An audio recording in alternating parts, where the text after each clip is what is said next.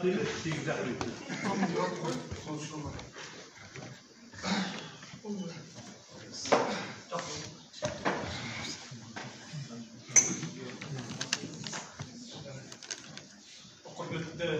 әріптестер, физика-техника факультетінің ұжымы, қонақтар, кеңесінің кезекті тыс отырысы университетке еңбегі сіңген қызметкері, физика-техника факультетінің негізгі қалаушылары, Қазақстан Республикасының қызметкерлері, физика-математика ғылымдарының доктор профессор Құлтай Темірғали Әбділдаұлының 85 жылдық мерейтойына арналады.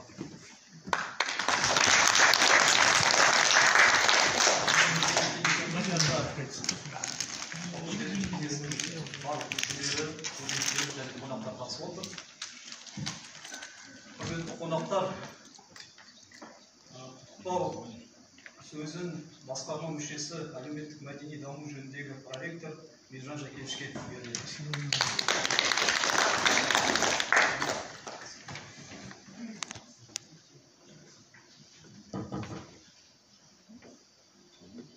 Ардақты ағайын, құрметті әріптестер, қонақтар, бүгінгі Темірғали ағамыздың мерейлі жасы құтты болсын. Қош келдіңіздер. Жалпы Темірғали ағаның бүгінгі жиыны факультет ішінде өткізіліп отырған кеңес форматында өтіп жатыр. Жалпы үлкен той, негізгі жоспарланған той болған еді. Оны алдағы уақытта жоспарлап отырмыз, ағамен келісіп. Ал енді Ұлан Орынбасарұлы өзі келу керек еді. Бүгін шұғыл жұмыстармен қазір жол жүріп кетті. Соған байланысты Темірғали ағамызға арналған құттықтауы бар. Оны құттықтауды үйге барып тәтемен шай ішіп отырып оқисыз аға. Одан кейін мынау арнайы құрмет грамотасы бар. Енді ағамыз жайлы айтатын болсақ, ағамызға тоқталатын болсақ, бұл факультеттің ғана емес, университеттің ғана мақтанышы емес, бұл жалпы қазақтың маңдайына біткен ғалым, қазақстандық ғалымның жарқыраған жұлдызы, ағамен барлық Қазақстан мақтанады. Сондықтан да аға туралы мен көсіліп сөйлеп тұрмайын, себебі туған баласындай болып қасында жүрген, баласындай болып жүрген бауырымын. Сондықтан да қазір сөздің барлығын үзеңгілес достары ғалымдар сөйлейді. Біз сол университет атынан, университеттің басқарма төрағасы ректор Нұрлан Орынбасарұлының атынан құттықтауымызды жеткізейік.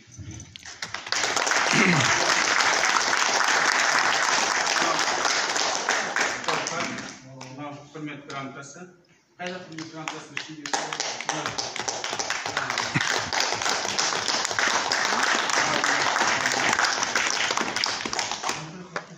Ау. Шапан.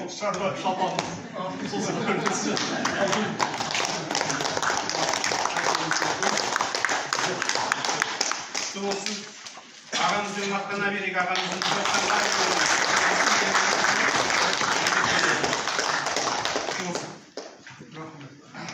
Сізге ниетіңізге Мейіржан Жакевич рахмет.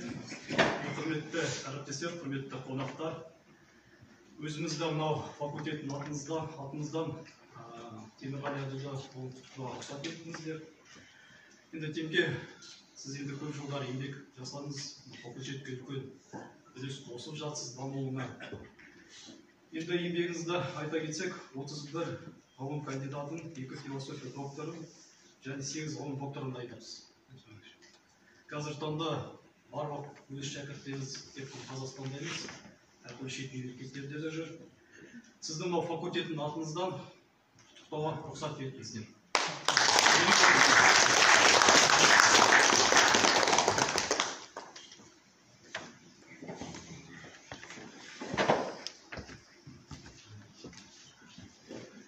Құрметті әріптестер, келесі сөзді Темірғали Әбділдаұлының өмірбаянын айтуға физика және нанотехнология кафедрасының меңгерушісі Бөкен Сейітханаға беріледі.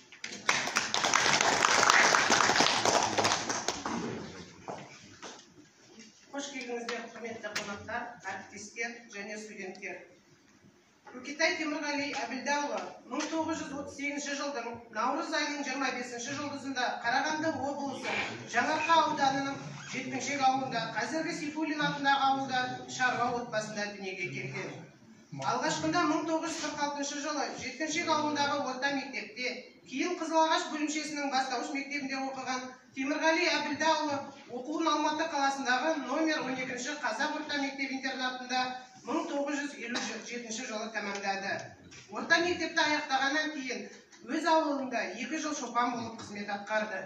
1959-64 жылдар аралығында Абай атындағы Қазақ мемлекеттік педагогикалық институтының, қазіргі Абай атындағы Қазақ ұлттық университетінің физика-математика факультетіне оқуға қабылданып, оны 1964 жылы ойдағыдай аяқтап шықты.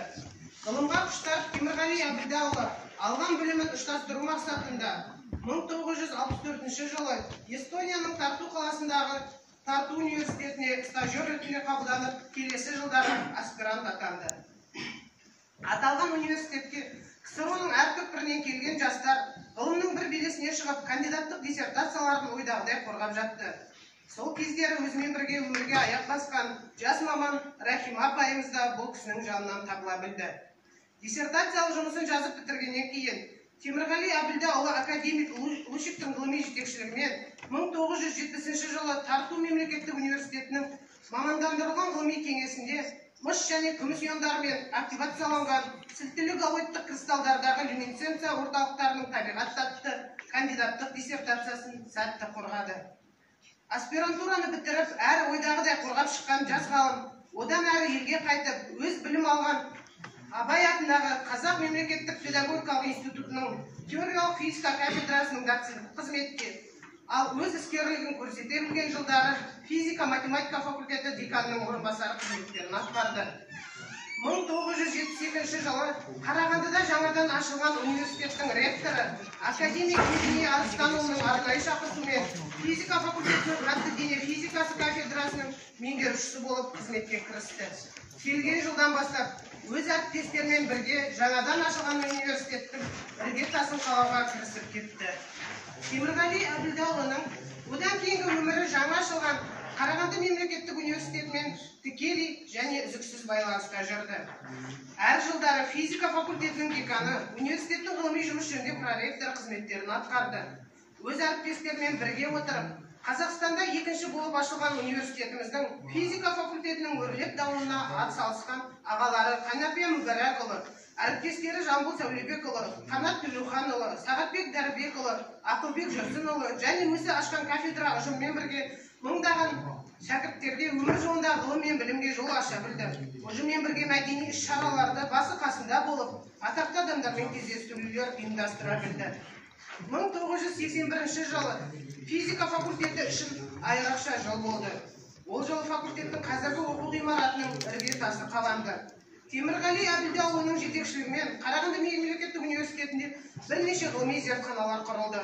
Ғылыми зерттеулерден алған нәтижелер алыс жақын елдерде өткен ғылыми конференцияларда баяндалып талқыланды. Осы зертханаларда ол ғылыми еңбегін жалғастырып, университет қабырғасында алғашқы болып өзінің докторлық диссертациясын дайындап, 1988 жылы әртүрлі модификациядағы активацияланған иондық кристалдардағы люминесценция және электрондық қозулар тақырыбында Оралдың мемлекеттік политехникалық институтында физика-математика ғылымдарының доктор дәрежесін алу үшін жазылған диссертациясын сәтті қорғады. Темірғали Әбілдаұлы тек қана жоғары білікті педагог қана емес, ол Қазақстандағы қатты дене физикасының негізін салушылардың бірі. Оның бастамасы 1986 жылы қатты дене физикасы бойынша республикалық ғылыми конференция ұйымдастырылды. Кейін аталған конференция халықаралық дәрежеге көтерілді. Өз әріптестерімен бірге бірнеше конференциялар мен симпозиумдарға қатысып, аспиранттары мен докторанттары өздерінің алған нәтижелерін баяндап, халыққа және ғылыми орталарға танымал болды.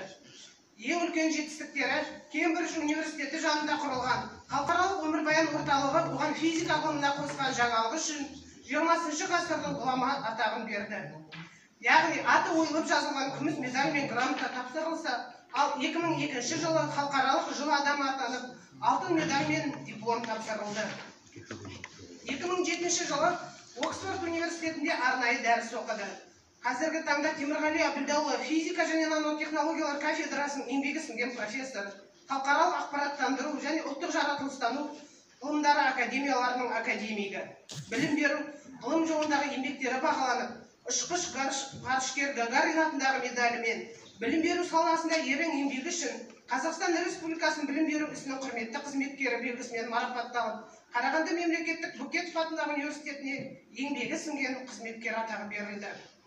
Қазақстан Республикасының білім және ғылым министрлігі жас ұрпақты оқыту және тәрбиелеу ісіндегі елеулі табыстары үшін Ыбырай Алтынсарин атындағы медальмен Қазақстандағы дәл ғылымдар бойынша ең көп сілтеме жасалатын авторлар деген номинацияның бірінші дәрежелі дипломмен марапатталды.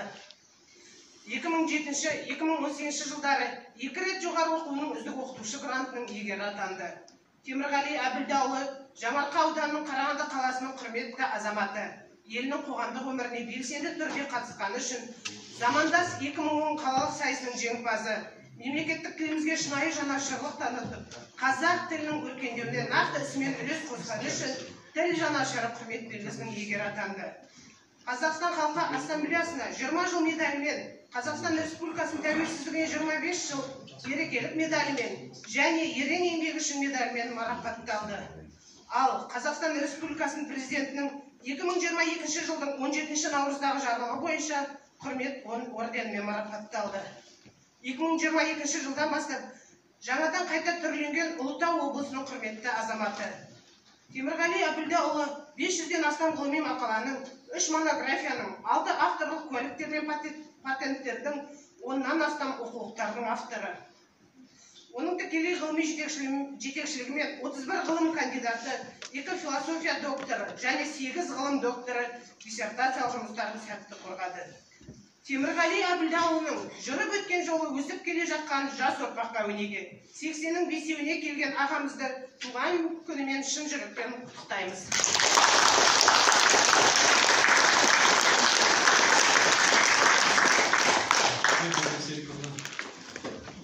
Сөз сөйлеуге жазылған адамдарға құттықтау сөзін берейік. Келесі сөзді физика кафедрасының тұңғыш кафедра меңгерушісі, көп жылдар техника факультетінің деканы болған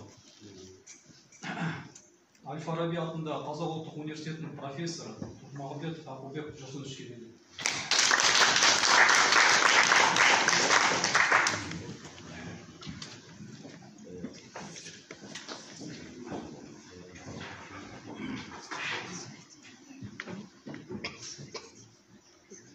Етімге нағымгөді жеттік. Бұдан 52 жыл бұрын келіскен кезде кім білген осындай болатынын, біз осындай аудиторияда отырып, сенің 85 жылдық мерейтойыңды еске түсіріп атап өтеміз деп. Ал енді шынында да біз екеуміздің енді жаңа университет әкімшілігінің өкілі проректор Олдас жаңа кафедра меңгерушісі Темірғали Әбілдаевич Бөкетаевтың өмір жолын, творчестволық жетістіктерін, жалпы қызметін өте менің ойымша жақсы толыға атап өтті. Біз енді мынау оқу орнында жұмыс істегеннен кейін өмір бойына әрине көп нәрсені осы оқу процесіне, тәрбие процесіне соны бағыштаймыз. Яғни бүгінгі мына Темкеңнің біреудің ағасы, біреудің атасы, біреудің жақын жолдасы, біреудің туысы, оның 85 жасқа келіп атап өткен мерейтойы тек қана ол кісінің тойы емес, мына бүкіл шынында да қазақ елінің қауымының, оның ішінде әсіресе мына жастардың жетістігі ой деп ойлаймыз. Өйткені әрбір мына өмірдегі өтіп жатқан белестер сол өсіп келе жатқан жас ұрпаққа өнеге болып, тәрбие болып деп ойлаймыз. Шында да айтатын мәселе көп, мен енді көбірек өзім білетін кейбір Темкеңнің басындағы кешкен оқиғаларға тоқталғым келеді әрине. Енді Осы Темкенің бір істеген бір ерекшелігі, біз енді 73 жылы осында келіп, бұл кісілерменен бір жыл бұрын 72 жылы келіп, осында факультет ашылып, университеттің белді бір ұжымына алып отқан кезінде, осы бірінші болып шетелмен таныстырған осы Темкен болды. Шынында да ол кезде Эстония біз үшін үлкен шетел. Қазір енді Құдайға шүкір, күн сайын, күн ары сайын қай жерге мақсатта бара береміз. 10 шақырым жер Америкаға да барып қайтамыз, ешқандай шырқамай. Ал енді сол кезде Эстониядан келген ғалымдар бізге өте ерекше шынында да бір басқа өмірден келген сияқты бізбен сөйлесіп отырып, осы Темкенің лабораториясында, үйінде, далада кәдімгідей оқып, тәлім алып, үйрендік. Ол енді бұл бір жағы кәдімгі бұның тек қана қара басының емес, бүкіл осы факультет үшін жасаған еңбегі. Енді Темкен шынында да бұлай соңғы кезде әсіресе байқаймын, өте жоғары деңгейге өсіп, енді артына ерген көп жастар бар, олар енді шынымен өте қолжетпесіндей қылып көтеріп жатыр. Ол екен орында. Біз болсақ енді Темкенді жай күндегі тіршілікте көреміз. Бізге ол адам. Мен үшін ең бірінші ол адам. Өзінің адами қасиетіменен, күнделікті өмірдегі жүрген жүріс-тұрысыменен, жұртпенен адасқан кездегі өзінің орнын, солмен маған ыстық. Әрине ғылыми еңбектер болса бас, жаңа айтып жатыр. Мен мысалы бір есіме түседі, осындай кезде, анау 80-ші жылдары бір, енді ол кезде жыл сайын ғой, әлгі оқуға түсіру науқан, біз енді ол кезде коллективді көреміз, бәріміздей жыл сайын емтиханға қатысамыз. Содан бір күні үзіліс кезінде әлгі стол үстіндегі теннис ойнап жатыр едік. Бір кезде қасымызға электр келді. Ол жігіттер демалып жатқандар ма деп, сол кезде Темкен еңкейіп қалды да, қалтасынан сирақталған қағаз түсіп қалды байраға. Енді бәріміз үндемей қалдық.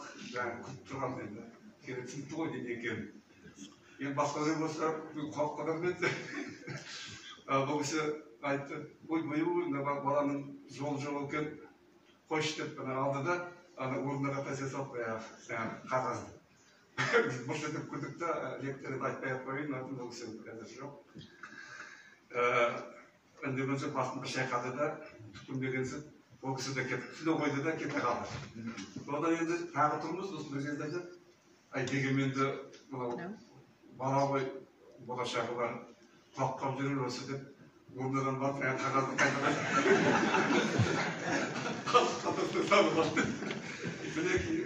Осыдан айтқан кезде кішкентай ғана бір сондай бір эпизод, ондайлар көп болды ғой.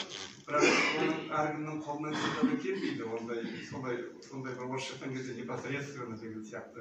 Ешқандай артында өйткені жаман ой жоқ қой. Менің тағы да бір таңғалып қуанатыным, бірнеше 10 шақты деуге болатын шығар, енді тура қазір айта алмайтын шығармын. Ректорлар болды ғой енді. Біреуі барып, біреуі жоқ дегендей. Бірақ соның ішінде осы Темкенді Темірғали деп атаған кісілер жоқ, менің есімде жоқ. Бәрі де енді одан 52 жыл бұрын мысалы ол кісі Темірғали 33-те ғой енді. 50 жыл бұрын 35-те. Сол кезде Темке дейді ғой. Ені Арыстаныш, мысалы Темке дейді ғой. Атағанды естігеніміз жоқ, Темірғали деп. Жұмыста болсын, демалыста болсын, ешқандай. Сондағы мінекей сондай жаңағы авторитеті, сондай беделі өте ерекше болды Темкенің. Біз енді қызығатынбыз, неге бұны Темке деп атайды. Ол кісілер білген ғой, Темкенің осындай жасқа келгенде еңбегі асып, бүкіл елге, бүкіл дүниежүзіне белгілі болады деп. Мысалы менде енді жасымда айырмашылық болса да, есептеуі бұрын Темірғали дей беретін ем, қазір енді Темірғалиды азайтып, сол Темкеге көшіп жүрмін. Байқаймын, өте шында да бір ес сияқты, мінекей осы Темкенің шында да осындай көрінісі. Темірғалидың үйреншіліктері көп, біз қызығатын, біз үйренетіндей. Мысалы, жасырақ кезімізде қазір енді сиректеп кетті, мен онда Алматыға көшіп кеттім, биыл енді 19 жыл болайын деп отыр осы жақында көшіп кеткеніме, семья жағдайларыменен. Ертеректе бәрі сыртқа шыққан кезде, мынау енді шыққан кезде Баянауылға барамыз, Қарқаралыға барамыз, Жаңақайға барамыз.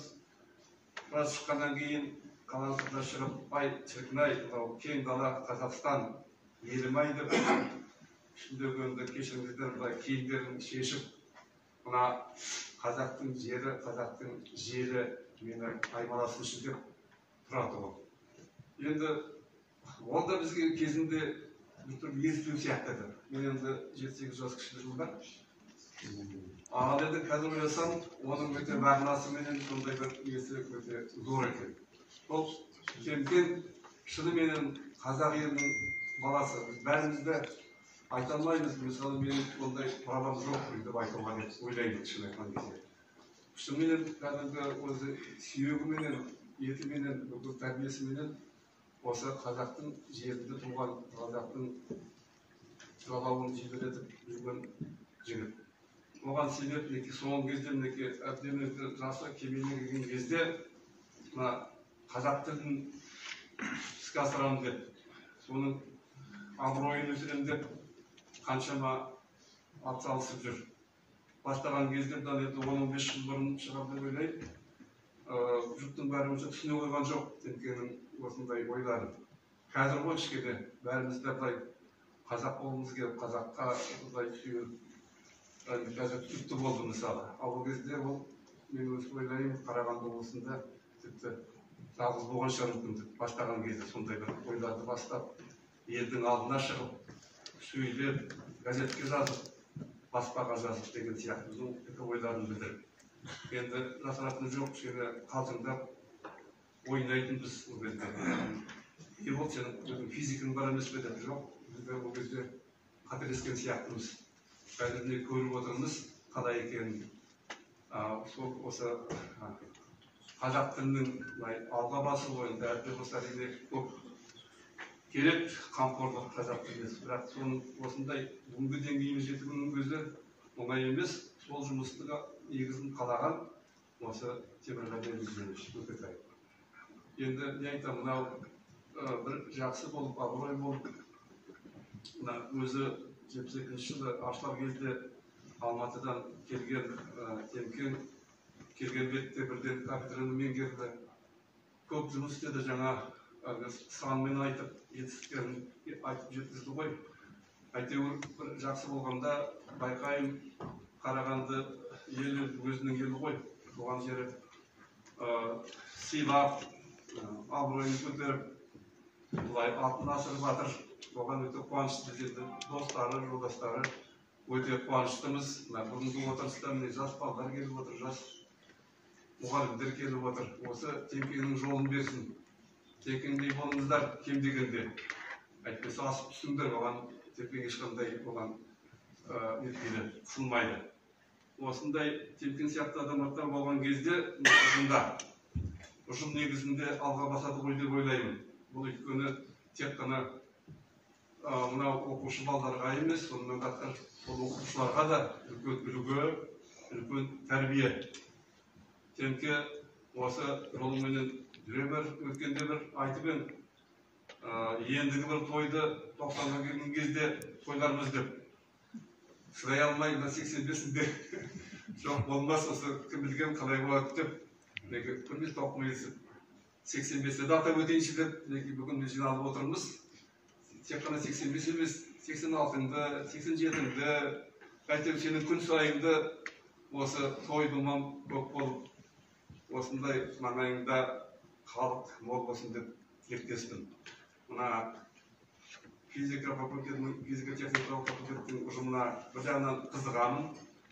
Әрине кезінде аз-маз жұмыс істеген кездерім болды. Қуанамын көбірек. Әйтеуір еңбек сол кездегі босқа кетпей, мына ұжымның бірікшілігі сондай бір мызғымас. Бірін-бірі қолдау, осылай үлкенді сыйлау, жасқа қамқор болу деген сонау 70-ші жылдардан бастап келатқан біздің әдет, біздің ғұрып. Соның негізін қалаған осы Темірғали Әбілдинович Көкетай. Жасай берсін, сенге бізге жүре бер, әрқашанда бізге осылай алға бастап, діңгек болып, мықты болуға тілектеспін.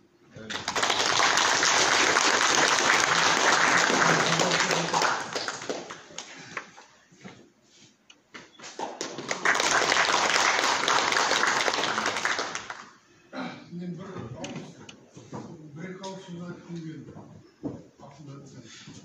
Менің қазіргі бүгінге дейін ең ұзақ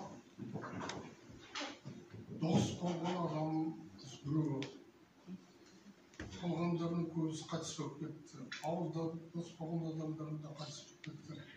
Қазір біз дос болғанда 50 жылдан артық, 60 жылға таяу. Өте жақын дос болдық. Сондықтан мына адам баласы болғаннан кейін неше түрлі жағдай болады ғой. Сонда әке-шешесінен кейінгі адамның, ер азаматтың мінез құлқын, жүріс-тұрысын жақсы білетін оның қатыны. Бәрін біледі. Күндіз түні бірге бәлен жыл. Сосын ал мынау менді пенде адам ғой, неше түрлі жағдайда жүреміз. Мен осы бүкіл жағдайында бірге жүрген осы ақыл еді. Және де менің мінезімді ептеп білесіңдер ғой, онша жақсы емес па?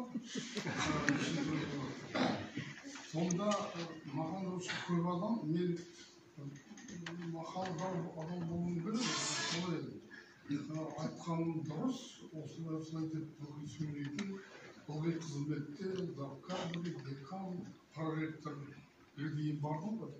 Сонда осы көп адам маған қарсы сөз айтпайды. Не екенін білмеймін, менің айтқанымның бәрі дұрыс деген сөз емес, мүлдем. Кейбірі қысылама білмеймін, әйтеуір көп адам маған айтпайды. Жалғыз маған қарсы келетін осы қапқан сосын енді көп айтпай тағы әйтеуір мен 60-тан бастап мен тойладым, 60, 65, 70. Мен осы тойды тойламаймын деп шешіп, тойламаймын деп.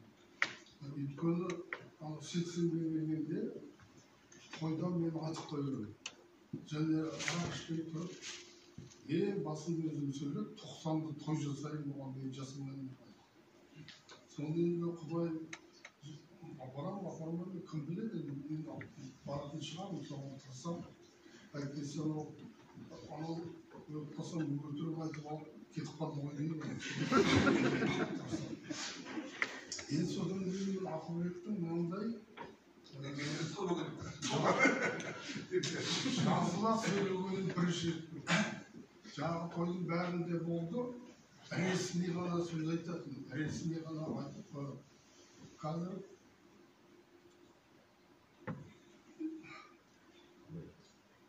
келесі кісіге сөз берейін.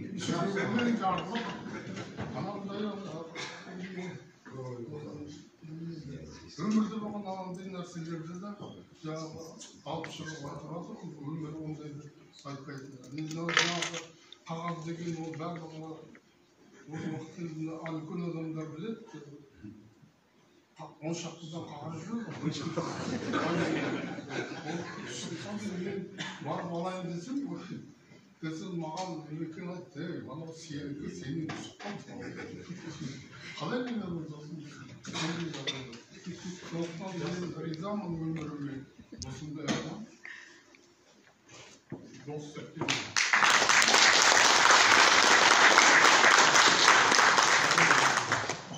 Келесі сөзді Астана қаласынан келіп тұрған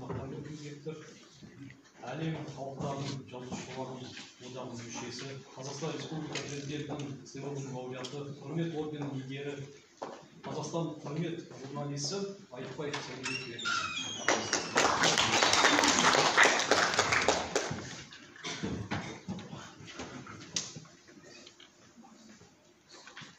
Құрметті ағайындар, Семкеменді ағамыздың 85 жылдарына арнайы шақырғаннан кейін міндетті түрде келу керек болды. Енді бұл кісі бір жағынан қазір енді халық емес, халық әлі әріптестерді білмей жатқан шығар. Негізі ата-аңызға айналатын Азамат ағамыздың біреуі деп ойлаймын. Бұл кісінің істері де көп, бұл кісінің өмірдегі